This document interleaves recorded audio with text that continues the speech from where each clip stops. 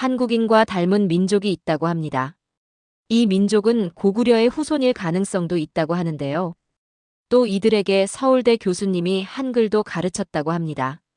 도대체 어떤 민족이길래 한국인과 접점이 있는 걸까요?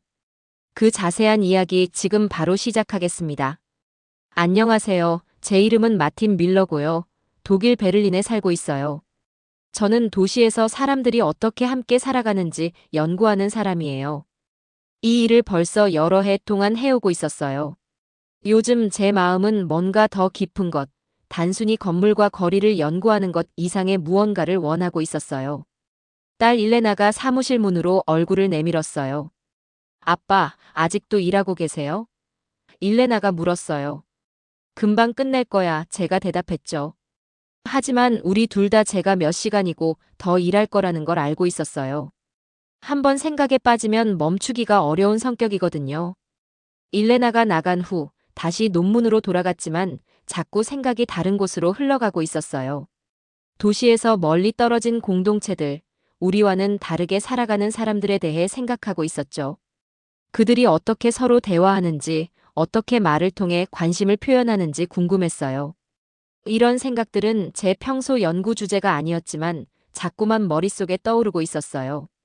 그날 오후 이메일을 확인하고 있었어요. 평소처럼 오는 메시지들 사이에서 눈에 띄는 제목 하나가 있었죠. 동남아시아 소수 언어 연구 프로젝트 현장 연구원 모집. 거의 지우려고 했어요. 아마도 언어학과 누군가한테 온 메일이었겠죠. 저한테 온 게 아니라. 하지만 뭔가가 저를 이끌어 열어보게 했어요. 이메일에는 언어 공동체 내의 감정 구조 연구에 대한 내용이 있었어요. 이건 감정이 언어를 통해 어떻게 공유되는지 살펴보는 거였죠. 제 평소 연구 분야는 아니었지만 뭔가가 저를 강하게 끌어당기고 있었어요. 연구 보조원인 파브리치오와 회의 중에 이 이메일에 대해 언급했더니 걱정스러운 표정을 지었어요. 이건 선생님 전문 분야가 아니잖아요. 그가 실용적인 관점에서 말했죠. 파브리치오는 몇 년 동안 저와 함께 일해왔어요. 이탈리아 사람인데 강인하고 유능하며 뒤로 묶은 검은 머리와 짧은 수염을 하고 있었죠. 마틴 교수님은 도시 공동체가 전문 분야시잖아요. 어쩌면 그래서 내가 가야 하는 이유일 수도 있어. 제가 대답했는데 제 목소리가 얼마나 확신에 차 있는지 저도 놀라고 있었어요. 그날 밤 집에서 동남아시아 지도를 식탁 위에 펼쳐놓고 있었어요. 손으로 지도를 평평하게 펴면서 종이가 바스락거리는 소리가 나고 있었죠. 일레나가 와서 제가 뭘 하고 있는지, 왜 갑자기 그렇게 먼 곳에 관심을 가지게 됐는지 궁금해하고 있었어요. 라후족이야, 제가 라오스, 미얀마, 태국이 만나는 산악지대를 가리키며 설명했어요. 이 사람들은 수백 년 동안 이 산에서 살면서 자기들만의 생활 방식을 지켜왔어. 손가락으로 마을들이 위치한 산맥을 따라 그리고 있었어요. 그들이 어떻게 함께 살아가는지, 어떻게 서로 대화하는지. 말을 멈췄어요. 이 장소와 사람들에 대해 느끼는 이상한 끌림을 어떻게 설명해야 할지 몰랐거든요. 아빠가 가고 싶어 하시네요. 일레나가 말했어요. 그 아이는 저를 잘 알고 있었죠. 천천히 고개를 끄덕였어요. 동시에 두렵기도 하고 설레기도 했죠.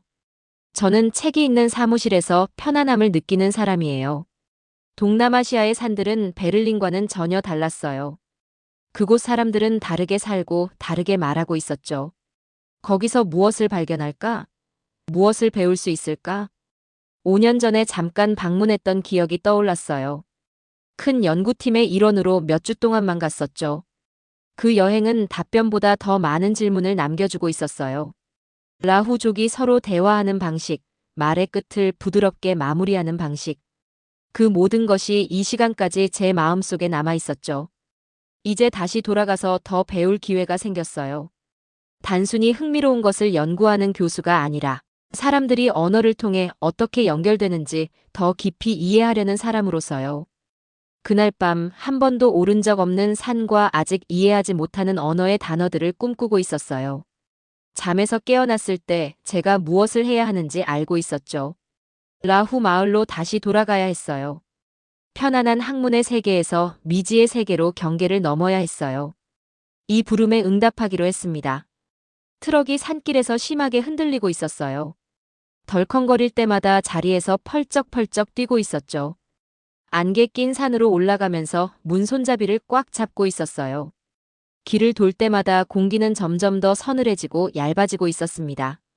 옆에는 제 연구 보조원 파브리치오가 앉아 있었어요. 그의 손가락이 빠르게 움직이면서 우리 장비들을 확인하고 있었죠. 녹음기, 카메라, 태양광 충전기. 마을에 도착하면 모든 게 완벽하게 작동해야 했거든요. 이렇게 외딴 산에서는 대체 부품을 구할 수 없었으니까요. 앞 좌석에는 현지 안내인이자 통역사인 소마가 앉아 있었어요. 지나가는 길마다 주요 지형지물을 가리키고 있었죠. 소마는 근처 마을 출신이라 이 산들을 제가 베를린 거리를 아는 것처럼 잘 알고 있었어요. 말할 때 그녀의 목소리는 우리가 여행하는 산길처럼 오르락내리락하는 음악 같았어요. 이 구비를 돌면 계곡이 보일 거예요. 소마가 말했어요. 그리고 거기 선생님의 마을이 있을 거고요. 트럭이 갑자기 세상의 끝처럼 느껴지는 곳에서 멈췄어요. 우리 아래로 푸른 계곡이 그림처럼 펼쳐져 있었죠. 나무 기둥 위에 세워진 작은 집들이 언덕 곳곳에 점처럼 박혀 있었어요. 요리하는 불에서 나온 가는 연기가 올라가고 있었고, 이 거리에서 개미처럼 작게 보이는 아이들이 집들 사이를 뛰어다니고 있었어요. 여기서부터는 걸어가야 해요. 소마가 알려줬어요. 트럭에서 내리자 산의 공기가 제 폐를 가득 채우고 있었어요. 소나무와 나무 연기 냄새가 코끝을 스치고 있었죠. 다리가 약간 떨리고 있었는데 부분적으로는 긴 여행 때문이고 부분적으로는 흥분 때문이었어요. 이 순간이 중요하게 느껴졌어요. 책과 이론으로 가득한 편안한 세계를 뒤로하고 있었어요. 진짜이면서도 미지의 세계로 발을 내딛고 있었죠. 마을로 향하는 가파른 길을 내려가면서 5년 전 첫 방문과 이번 방문의 차이점에 대해 생각하고 있었어요. 그때는 큰 연구팀의 일원으로 왔었죠. 단 3주만 머물면서 질문하고 메모하고 떠났어요. 이번은 달랐어요. 여기서 살면서 천천히 배우고 깊이 이해하러 왔으니까요. 뱃속에서 두려움과 설렘이 뒤섞이고 있었어요. 언어와 공동체에 대한 제 이론이 틀리면 어쩌지? 마을 사람들이 그들의 삶을 저와 나누고 싶어 하지 않으면 어쩌지? 그들이 가르쳐 주는 걸 이해하지 못하면 어쩌지? 하지만 이제 의심할 시간은 없었어요. 길이 이미 마을의 첫 집들로 우리를 데려왔으니까요. 제 여정이 시작된 거였어요. 마을에서의 첫 며칠은 힘들었어요. 낯선 사람처럼 느꼈는데 실제로도 그랬으니까요. 아이들은 제가 오는 걸 보면 숨고 있었어요. 엄마 치마 뒤에서나 집 모퉁이에서 살짝 내다보다가 제가 손을 흔들면 키득거리며 달아나곤 했죠. 어른들은 공손했지만 거리감이 있었어요. 고개를 끄덕여 인사는 하지만 멈춰서서 대화하지는 않았어요. 밤에는 우리에게 준 작은 대나무 집 바닥에 앉아 있었어요. 등유 램프 불빛 아래서 노트에 글을 쓰고 있었죠. 딱딱한 바닥에 앉아 있어서 등이 아프고 있었고 여전히 마을 음식에 적응 중이라 배가 꼬르륵거리고 있었어요. 그들은 아직 우리를 믿지 않고 있어 구석에서 장비를 정리하고 있는 파브리치오에게 말했어요. 그들은 아직 당신을 믿지 않는 거죠. 그가 미소 지으며 말했어요. 저한테는 벌써 쌀로 만든 술을 권했어요. 이게 바로 제가 파브리치오를 데려온 이유예요. 그는 제가 한 번도 가져보지 못한 재능인 쉽게 친구를 사귀는 능력이 있었어요. 소마는 우리와 마을을 연결해주는 다리가 되어주고 있었어요. 마을 사람들에게 그들의 언어로 우리의 일을 설명해주고 있었죠. 그녀가 말하는 방식을 유심히 지켜보고 있었어요. 노인들에게 말할 때는 존경의 표시로 몸을 약간 낮추고 있었죠. 목소리도 더 부드러워지고 있었고요. 말할 때 손을 사용하면서 저를 가리키고 자기 가슴을 가리키고 모두를 포함하는 원을 그리고 있었어요. 그들에게 선생님이 가져가려고 온 게 아니라 배우려고 왔다고 말해줬어요. 나중에 소마가 저에게 설명했어요. 많은 연구자들이 와서 질문하고 책에 쓰고 떠나버려요. 선생님은 다르다는 걸 보여줘야 해요. 천천히 하루하루 마을이 저에게 마음을 열고 있었어요. 한 노파가 저를 옆에 앉히고 이야기를 담은 아름다운 무늬로 천을 짜고 있었어요. 한 아버지가 작은 물고기를 잡는 대나무 덫을 시냇가에 설치하는 법을 보여주고 있었죠. 한 무리의 소년들이 저를 그들의 놀이에 참여시켜 주었는데 제가 규칙에 헷갈려 할 때마다 웃고 있었어요. 매일 밤 일기장에 더 많은 내용을 적고 있었어요. 단순한 사실과 관찰만이 아니라 감정도 함께요. 마을이 베를린과 얼마나 다르게 느껴지는지, 시간이 여기서 어떻게 더 천천히 흐르는지, 사람들이 서로에게 얼마나 부드럽게 말하는지 적고 있었죠. 그러다 어느 저녁, 집들 사이 열린 공간에 앉아 있을 때 모든 것을 바꾸는 무언가를 듣게 됐어요. 한 어린 소녀가 마당 건너편에 있는 친구를 부르고 있었어요. 그 목소리가 서늘한 저녁 공기를 타고 들려오고 있었죠. 모이야 와보. 그녀가 말하는 방식, 특히 마지막 소리에 뭔가가 있었어요. 마치 담요처럼 단어를 감싸는 부드러움, 따뜻함이었죠. 독일어나 영어, 프랑스어에서는 한 번도 들어본 적이 없는 소리였어요. 하지만 어떻게든 익숙하게도 느껴지고 있었어요. 놀라움에 눈을 크게 뜬 채 소마에게 고개를 돌렸어요. 방금 그게 뭐였죠? 그 아이가 친구를 부른 방식이요? 소마는 제 흥분에 미소 지으며 말했어요. 우리 언어에서 그렇게 애정을 표현해요. 단어의 끝이 그 감정을 담고 있어요.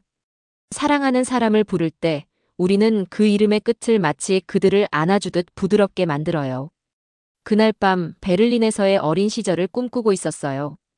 꿈속에서 할머니가 같은 부드러운 소리로 제 이름을 부르고 계셨죠. 눈에 눈물이 고인 채 잠에서 깼는데 제가 풀고 있는지도 몰랐던 퍼즐에 빠진 조각을 찾은 것 같은 기분이 들고 있었어요. 다음 날 아침 노트북을 들고 앉아 그 어느 때보다 빠르게 글을 쓰고 있었어요. 이렇게 멀리 떨어진 문화 사이에 연결고리가 있을 수 있을까? 언어로 애정을 표현하는 방식이 국가와 세기를 넘어 패턴을 따를 수 있을까? 글쓰기에서 고개를 들자 어제의 어린 소녀가 호기심 어린 눈으로 저를 지켜보고 있었어요. 이번에는 도망가지 않았어요. 대신 더 가까이 와서 제 노트북을 가리키며 미소 짓고 있었죠.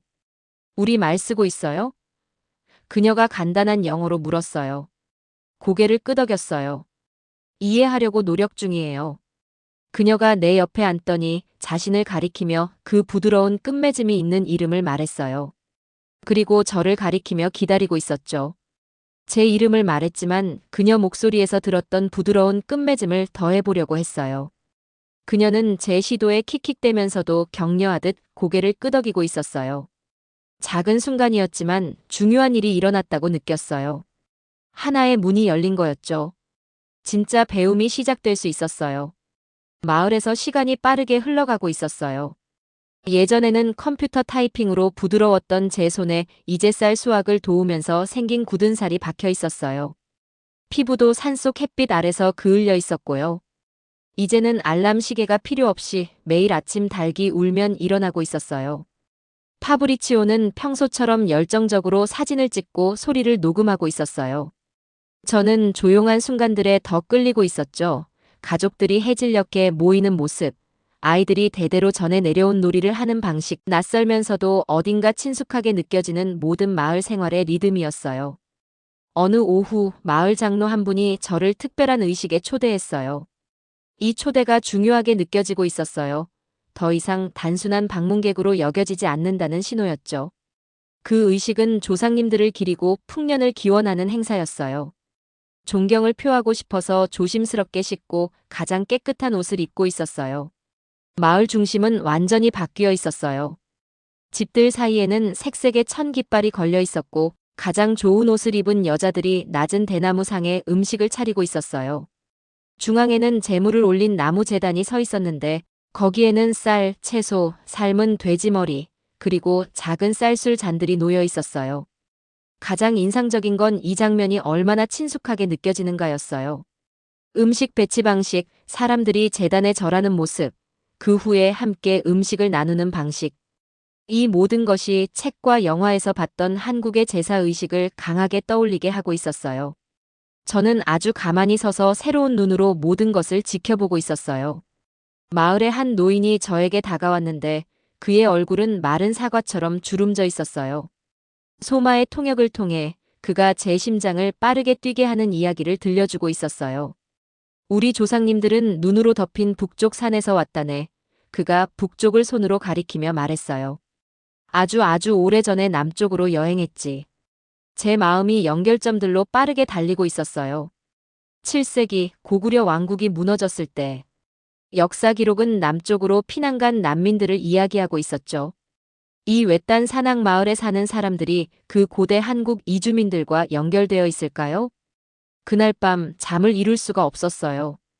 우리 오두막 대나무 바닥에 메모들을 펼쳐놓고 증거들을 연결해보고 있었죠. 언어 패턴, 음식 풍습, 의식 관행, 이주 이야기들. 모든 것이 제가 찾으리라 전혀 예상하지 못했던 연결점을 가리키고 있었어요. 마을 사람들이 1년 중 가장 중요한 축제를 준비하기 시작했어요. 집들이 청소되고 특별한 식물들로 장식되고 있었어요. 사람들은 새 옷을 짓고 전통 노래를 연습하고 있었죠. 참석하도록 초대받았을 때 영광스럽기도 하고 긴장도 되고 있었어요. 축제 아침이 황금빛 일출과 함께 찾아왔어요. 마을 전체가 중앙 광장에 모였는데 이제 그곳은 꽃과 바람에 날리는 색색의 깃발로 장식되어 있었죠. 제가 이해하지 못하는 기호들이 그려진 가면을 쓴 마을 무당이 나타나자 북이 느린 리듬으로 울리고 있었어요. 의식이 시작되었어요. 무당은 소마조차 번역하기 어려운 고대 언어로 주문을 외우고 있었어요. 그 소리와 단어의 리듬에서 뭔가가 제가 공부했던 옛 한국 의식 언어를 떠올리게 하고 있었죠. 지켜보며 모든 것을 머릿속으로 메모하는 동안 제 흥분은 커지고 있었어요. 그리고 제가 절대 잊지 못할 순간이 왔어요. 무당이 앞으로 나오라고 저에게 손짓하고 있었어요.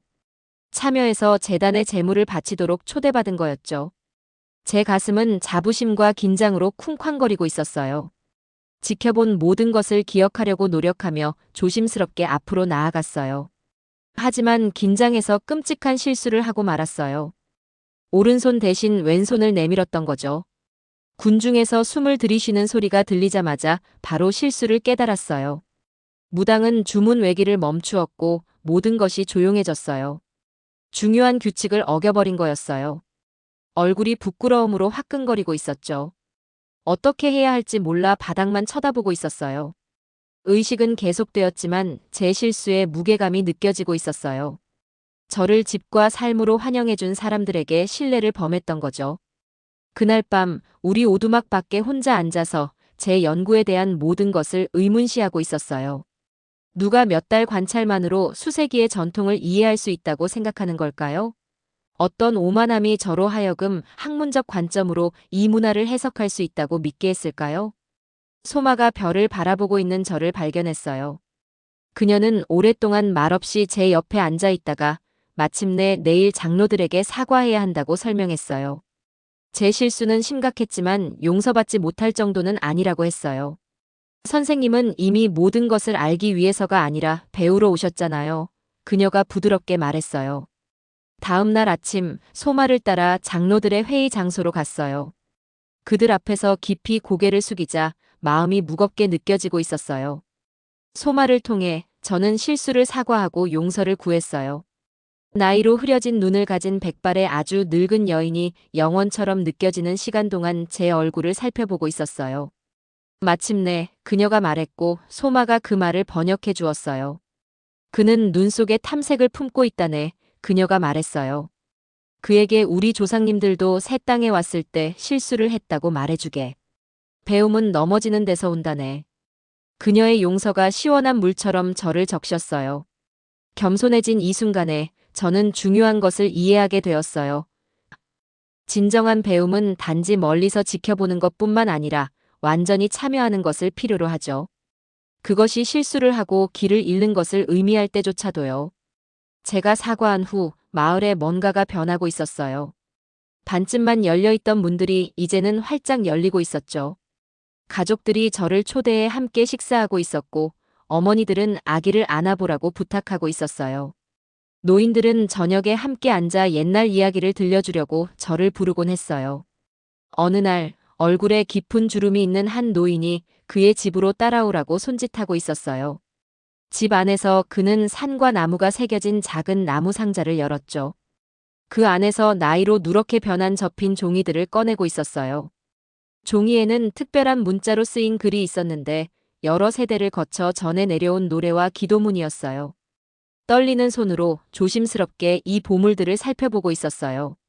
노인은 고개를 끄덕이며 일부 단어를 복사해도 좋다는 허락을 주었죠. 노트북에 글을 옮기는 동안 흥분으로 심장을 뛰게 하는 패턴들을 발견하고 있었어요. 이 단어들은 한국어처럼 감정을 담은 어미를 가지고 있었어요. 기도문의 일부 단어들은 제가 공부했던 고대 한국 문헌과 일치하고 있었죠. 그날 밤 파브리치오에게 제 발견을 보여주고 있었어요. 그는 제 노트를 보며 눈이 커지고 있었죠. 마틴, 당신이 정말 중요한 것을 발견한 것 같아요. 실용적인 파브리치오가 이런 말을 한다는 건 정말 대단한 일이었어요. 저 자신의 변화도 느끼고 있었어요. 이제 꿈에서는 라후어로 말하고 있었죠. 파브리치오에게 독일어로, 소마에게 영어로 말할 때 라후족처럼 중요한 단어 끝에 부드러운 어미를 더하고 있는 저를 발견했어요. 생각하는 방식도 달라지고 있었어요. 직선이 아니라 원과 연결로 라후족처럼요. 날이 짧아지면서 마을에서의 시간이 끝나야 함을 알고 있었어요. 대학에서는 제가 연구 논문과 발표를 가지고 돌아오길 기대하고 있었죠. 하지만 이 살아 숨쉬는 마을을 어떻게 건조한 학문적 단어로 바꿀 수 있을까요? 모든 페이지가 안전하도록 노트북을 조심스럽게 싸고 있었어요. 마을 사람들은 특별한 음식으로 작별 잔치를 준비하고 있었죠. 열매로 보라색이 된 찹쌀, 매콤한 채소, 그리고 쌀가루로 만든 달콤한 떡이었어요. 잔치 동안 저에게 옛 단어가 담긴 상자를 보여준 노인이 저를 한쪽으로 데려갔어요. 소마를 통해 그는 제 세계로 돌아갔을 때 그들의 이야기로 무엇을 할 것인지 물었죠. 대답하기 전에 신중하게 생각하고 있었어요. 저는 그에게 언어가 단순한 정보 이상을 담고 있다는 것, 그것이 한 민족의 마음을 담고 있다는 것을 보여주고 싶다고 말했어요. 비록 멀리 떨어져 살지만 그의 민족과 제 민족이 단어를 통해 돌봄을 표현하는 방식에서 연결점을 공유한다고 믿고 있다고 했어요. 그는 듣고 나서 천천히 고개를 끄덕였어요. 제가 배운 것을 나누기 위해 언젠가 돌아와야 한다고 말했죠. 그것은 축복과 의무 모두처럼 느껴지고 있었어요. 마지막 아침, 우리 장비와 노트를 트럭에 싣고 있었어요. 마을 전체가 작별 인사를 하러 나왔죠. 소마는 자신이 차고 있는 것과 같은 대나무로 만든 팔찌를 저에게 건네고 있었어요. 말은 끝나지만 의미는 계속된다는 것을 기억하기 위해서예요. 그녀가 말했어요. 항상 차고 다닐 것을 알면서 그것을 손목에 끼웠어요. 베를린으로 돌아오니 모든 것이 같아 보이지만 느낌이 달랐어요. 제 아파트는 대나무 집의 둥근 공간에서 몇 개월을 보낸 후에 너무 네모지고 딱딱하게 느껴지고 있었어요. 도시 소음인 자동차, 사이렌, 공사 소리 등 이 마을의 부드러운 소리 이후에는 귀를 아프게 하고 있었죠. 새로운 에너지로 연구에 뛰어들고 있었어요. 동아시아 이주 패턴과 동남아시아 산악 부족 사이의 연결점을 찾으면서 대학 도서관이 제 두 번째 집이 되었어요. 딸 일레나와 함께 기초 한국어를 배우면서 문장 끝에 감정 표지가 어떻게 돌봄과 연결의 틀을 만드는지 발견하고 있었죠. 모든 사람이 제 연구를 이해하지는 못했어요. 학과 회의에서 베버 교수는 제 연구를 진지한 과학보다는 낭만적인 상상이라고 불렀어요.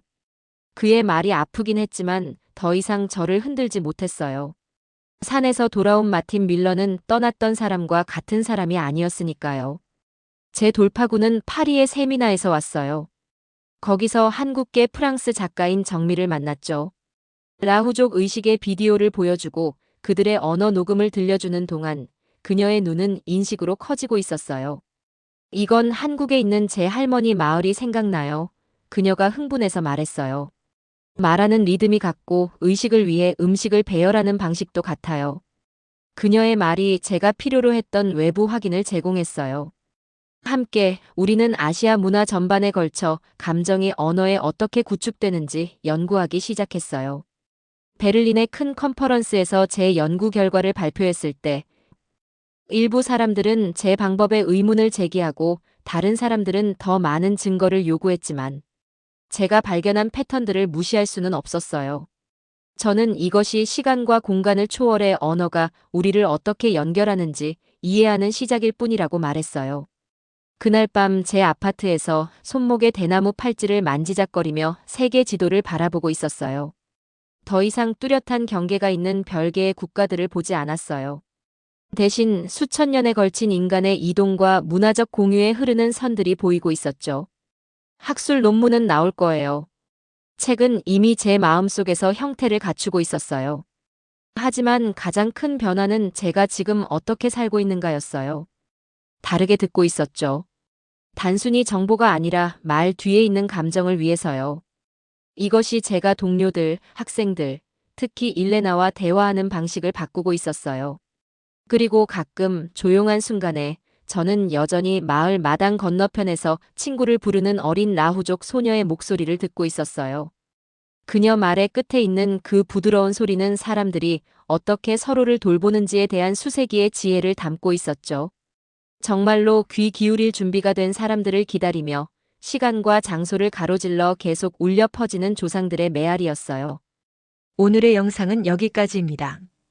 오늘의 사연 재밌게 보셨다면 좋아요와 구독 부탁드릴게요.